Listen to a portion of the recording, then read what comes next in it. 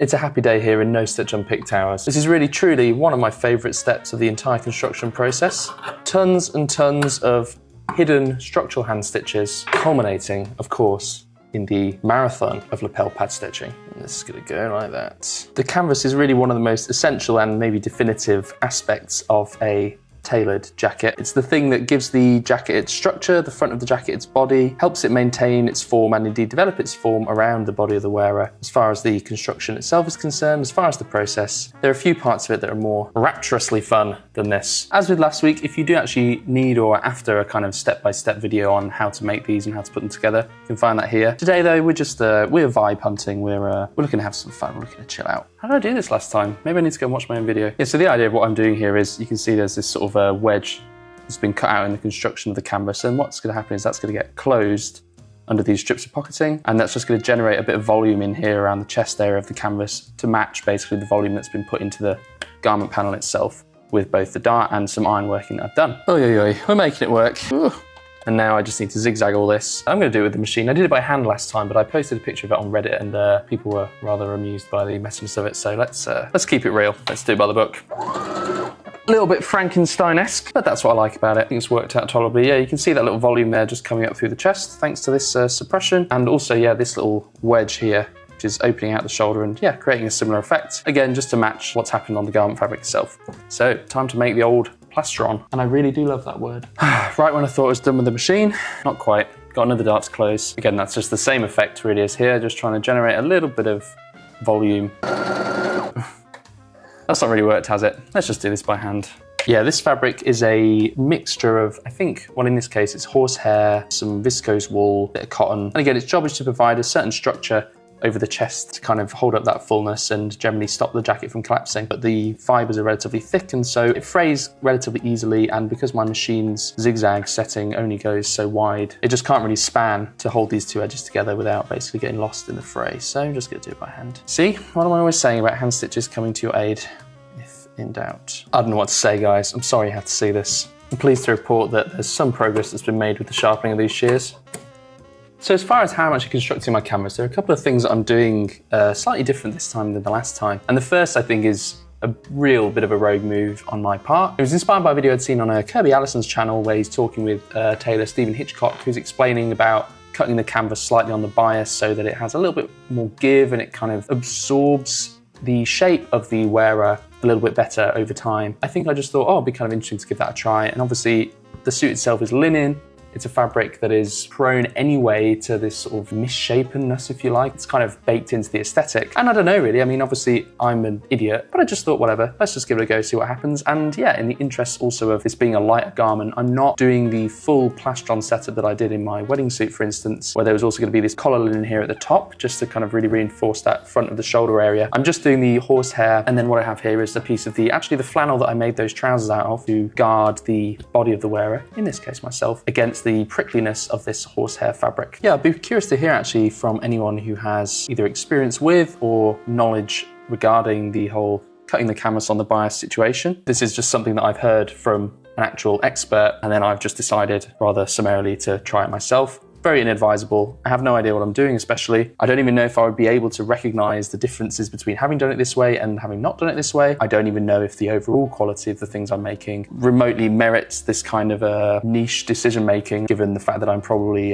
massively underperforming in other foundational parts of the construction. Because it did sound like a very interesting idea, and I've seen in other sources sort of emphasizing the importance of getting the grain line of the canvas to exactly match that of the garment panels, which, to my mind makes sense, as far as the drape is concerned and the way everything falls and hangs around the body. But yeah, obviously, there's more than one way to skin a cat, as they say so charmingly. If you know, let me know. Just realised I've trapped my poor pins underneath there. Not really sure how to get them out, actually. Oh, good Lord. It's like Apollo 13, this. Gonna have a ticker tape parade for these boys and bring them home. There we go. Yeah, I mean, similarly, my decision to leave out the collar linen, also vaguely inspired again by just remarks in this video that Hitchcock makes about, trying to keep the padding light, purely a matter of style and house style and whatnot. I think I just thought, again, with it being a lighter thing, leave out that collar linen. But I also don't know if actually I'm abandoning what is really quite an essential structural element. Although I think from my earlier jacket, the one that I made out of that Japanese fabric, where there was no such thing, and the effect isn't that marked, so we'll see. Anyway, God bless those pins. We brought them home. We are literally minutes away from the first round of pad stitching of this jacket, which is honestly always a special occasion, always a special day. I really need to start having these things commemorated with like national holidays. It's not like I'm at work now, am I? So this is really what I mean. I remember when I first made my first suit and didn't do any of this canvassing, I just interfaced it because that was what the instructions in the pattern said to do, and it worked out fine. It was a relatively heavy fabric anyway, all was well and good. And I remember watching things about how to do this, or the idea that this was actually how you built out the inside of a suit jacket, and thinking, oh my goodness, that sounds so laborious. And again, I got my classic tailoring techniques in menswear, and I was reading through and I was like, come on, like surely I'm never gonna get around to doing all that stuff. And as soon as you start doing it this way, you just absolutely fall in love with it. It's like, it's nothing I want to do more. I'm sure there are some things I want to do more, but nothing springs to mind right now. It's pad stitching time. And so it begins. Yeah, a few things to say here. And firstly, I'm very grateful to some knowledgeable and eagle-eyed viewers of the earlier Wedding Suit series who advised me to, when doing this, have the canvas resting on a sort of rounded surface of some form that is going to better resemble the actual shape of the body this is eventually going to fit onto than just a flat surface, because again, you're just helping reinforce this slightly curved shape that's been achieved with the darts and whatnot. I have a cushion here, it'll do. I guess ideally I'd have some sort of larger ham, but I don't have that. Let's do it this way. And yeah, the second thing is I'm taking slightly more generous stitches than I did last time, just realizing I'm basically just entirely ripped off everything that Stephen Hitchcock said in this video. Again, he knows what he's doing, I don't, I'm just following my nose. But where he said that they actually also pad stitch their plastrons, their chests relatively generously, and he showed an example and it really was just like, even larger stitches than this. And that too, according to him, was designed to allow even greater flexibility in the canvas, in the plastron, in the chest area, just with the end of creating an even more malleable canvas, an even more malleable panel ultimately in the jacket itself that will then mold itself onto the body of the wearer. Again, he knows what he's talking about, I don't. It's so pretty, isn't it? If you happen to want a tutorial on how to do this stitch, you can find that here. It's also just a really sweet feeling when you actually attach the canvas then to the jacket panels, because you can really instantly feel the added life that it gives the jacket, and it truly becomes more recognizable as something that you're actually eventually going to wear and something that relates to things that you've worn in the past. It really is a shame that eventually you have to do such unpleasant things like setting sleeves. I just have this sort of traumatic relationship with setting sleeves, which I hope to overcome with this jacket, but we'll see. Yeah, this is some comically uneven stitching here. Who knows? Who cares? Is it going to matter? How would I know? Oops. All right, let's take that hint there. I'm a little apprehensive it's going to turn out that I've sewed this to the cushion at several points and the whole house of cards is going to come falling down. But let's see, eh? Job done. What does pretty reliably confuse me with the construction of these canvases is the right side versus wrong side distinction. The wrong side is the side that ends up facing the body. So you have basically the wrong side of the garment panel on top of the right side of the canvas panel, the wrong side of the canvas panel on top of the wrong side then of the lining that will eventually cover it. I thought here that I was doing the canvas for the left panel of the jacket, the one with the welt pocket and whatnot, but I've realized that actually no, this is the one for the right, which doesn't really, make a difference to anything. Obviously, I need to do both of them at some point. Just goes to show, best laid plans. All right then. Not bad. Now, when we're talking about nerve-wracking elements of the construction, this is also one of them, because in connecting the canvas to the actual garment panels themselves, you really do need to have everything lined up as exactly as possible, which is to say, exactly. Otherwise, there's going to be all sorts of funny wrinkles and ripples, and nothing is really going to fit or hang quite as it should. Although again, perhaps I've already negated all of that with my random, impulsive cutting the canvas on the bias decision. Oh, bother, I'm going to want to do it this way around, aren't I? Let's start again. There's definitely a sense of, a lapse of concentration now really does doom the jacket somewhat. So I guess I'll just concentrate, won't I? Stop talking to you guys. All right, here goes nothing. Both the garment panel and the canvas have these different elements of volume that have been added. And obviously the idea is that these are all meant to correspond to each other. So what's done to the garment panel gets done in some form to the canvas, but obviously they're also different as well, and different things have been done to achieve the same or complementary effects, so it's a little bit tough to feel as though you're doing it right, basically. But I'll stop whinging. Let's just get on with it. Live by the needle, die by the needle. Honestly, I decided that I didn't like the positioning. I unpicked the stitch I just did, repositioned it, and now I can't find my needle, which obviously is the only one I own. I must have angered the sewing gods once again. Yeah, it's not actually the only one I own. I'll just go and get another one.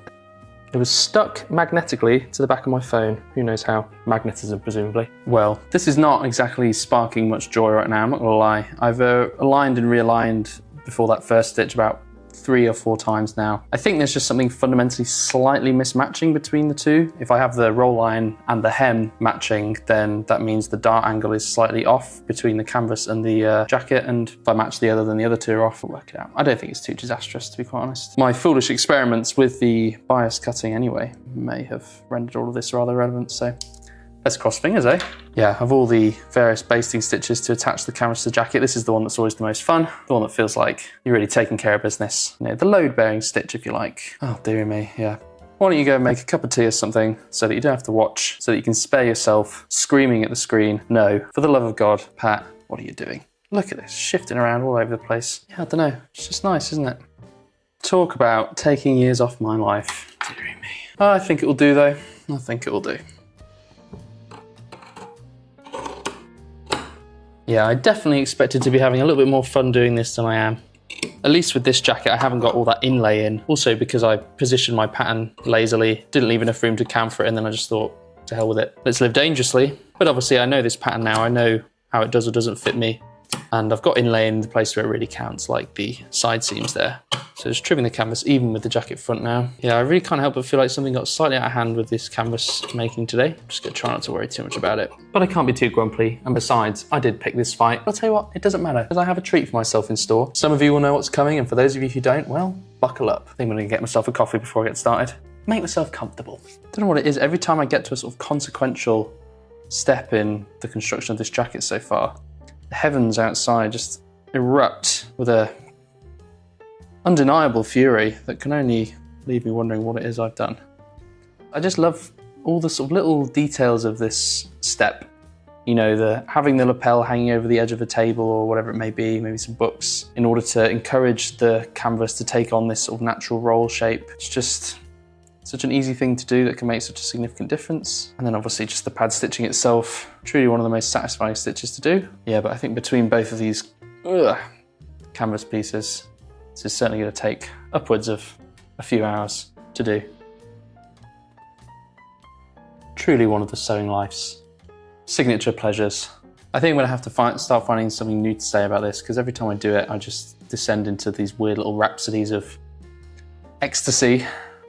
If that's not too oxymoronic, or indeed moronic. I think it's just the blend of the sort of visible pleasantness of this stitch. You know, you're looking at the stitches you've done, stitches you've taken, and just thinking that just looks really nice. There's something about the pad stitch pattern that is especially pleasing. These sort of, I've chosen a really good time to go on this rant, haven't I? Sort of crisscrossing, overlapping, and yet parallel running series of stitches that just, as you're doing them, look so nice. And it's almost just like, I don't know, it's almost like doodling. You're just taking your time, you're not really thinking about anything because you're focused on the task at hand, but it's also not somehow stressful or difficult to execute it per se, although I'm not exactly doing the best job at all points here. And then combined with that sort of repetitive, relatively undemanding and visually pleasing motion, there's this sort of satisfied sense of knowing that the process that you're executing here is a very worthwhile one. It's worth the time investment because of the effect that ideally it's going to yield. The way the canvas is, as is often said, floating, it's very comprehensively connected to the garment panel, but also only in these certain tactical ways, you know. And even in the lapel, the relative flexibility compared to, say, you know, if you're fusing on a fusible interfacing piece and literally every millimeter, every square millimeter of fabric is connected to, you know, the fusible, and it becomes quite stiff. You know, this is just generating this sort of firmly connected and yet loosely flexible effect, and indeed with this roll on the table generating that really handsome natural roll of a lapel that we all like to see on these garments. It just makes it a very happy process to know that putting in this effort here, putting in this time, is going to yield ideally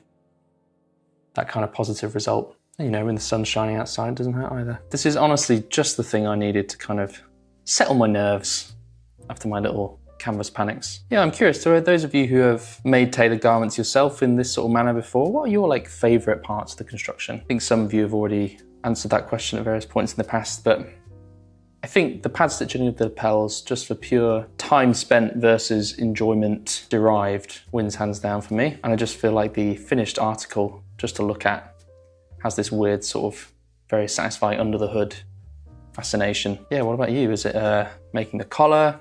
Is it, setting the sleeves?